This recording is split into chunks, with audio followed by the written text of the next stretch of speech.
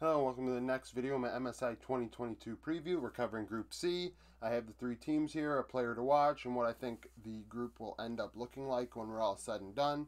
If you've missed my videos throughout this process, this is the first time you've been to my channel, I have covered every team 1 through 11. I have went over each role, ranking the players. I've also done pocket picks, a video about pocket picks. I've reviewed the patches leading up to MSI and maybe some champions from those patches that we may see at MSI and the groups.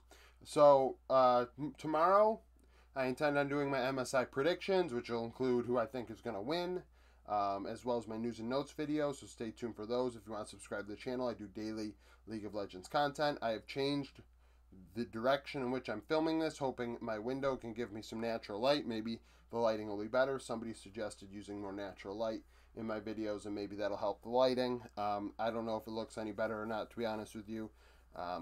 Maybe it does. I know there's a monster glare that I'm like my back is blocking half of it, so I don't really know how I want to work through the glare, but nevertheless. So Group C, you'll be surprised to see I have G2 first, EG second. After my team rankings, I had EG above G2, so I have some explaining to do. Both teams are not good in best of ones. That was proven throughout the spring split when they struggled and did not win, even come close to winning their regions when it came to regular season. Best of ones, they just didn't have it. But when it came to best of fives, they were successful. So we have to look at this as a situation where we don't really know how groups are going to go for these two because both of them struggle. I think G2 will come out on top. Targamas is going to be the player to watch.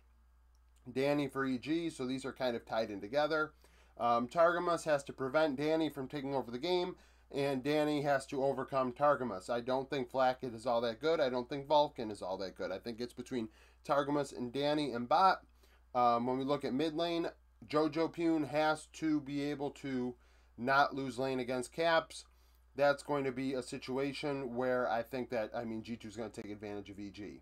If it happens, it's going to be through mid. It's not going to be through anywhere else. I don't think top lane Broken Blade is going to take advantage of Impact. He might in lane, but Impact, I did a video on it, which I think the like ratio is the lowest on any of my videos. Doesn't mean it's like 80% or whatever, but when they went against each other in the LCS, Impact won 11 out of 18 games, despite Broken Blade getting ahead in lane more often than not. And that's because their champion pools are not the same. They're not the same player. Impact has the capability of limiting the impact, pun intended, of the opposition. If he's against someone better than him, he will play Ornn, he will play Malphite, Scion, things that scale, and say, okay, fine, you can play Aurelia or Camille or Akali or whatever you want to do in top, but I am going to be relevant in the late game whether you like it or not.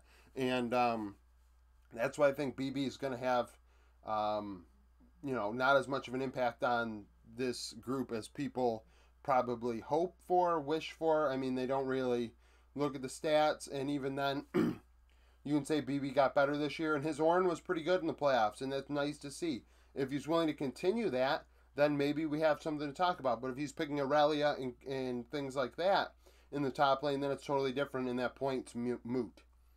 So I have EG second. In jungle, Inspired and Yankos, I think Inspired is better than Yankos. I think he's a better farmer. And in doing so, he gets ahead. I think that Inspired is maybe one of the top 3 carry-oriented, and only that way, carry-oriented junglers in the world when it comes to farming, getting ahead. Canyon and SFM are 2 players I think that are better than him at it. But other than that, I think Inspired has some of the most creative jungle pathing in the world. A lot of people are going to disagree, but in 2021 he was the MVP of the LEC for a reason. So riddle me that. Third place we have Team Order. I guess NA's academy system. Unfortunately for them, this is almost like spitting in the face. A spit in the face, sorry. Order from Oceania. Oceania players are allowed to play in the LCS and not count as imports. So Team Order is what is left over I have them going 2-6. I think they can win a couple games in best of ones where both of these teams are struggling. I wouldn't be surprised if they get a couple wins. Kevy is somebody that I'm interested in watching. His Evelyn apparently is disgusting. Graves, he plays very well. He plays carry-oriented junglers well. Him and Kissy also do well together. So I think that that jungle mid duo could pose a problem in some matchups. I mean, people are going to think they're going to go 0-8, and I don't think they're going 0-8. I really don't. Not with a champion pool like that. Not with the randomness that G2 and EG throw out in best of ones. I mean, G2 blew like what, a 14,000k gold lead and a 10k gold lead this past split. Anybody that says they're going undefeated or are gonna definitely smoke show these other two teams are delusional. I don't think that's gonna happen. So I mean, I think they're gonna win, but I don't think it's gonna be 8-0 or something. So I think Team Order can get a couple wins. I think Kevy's got it. Kitsy's got it.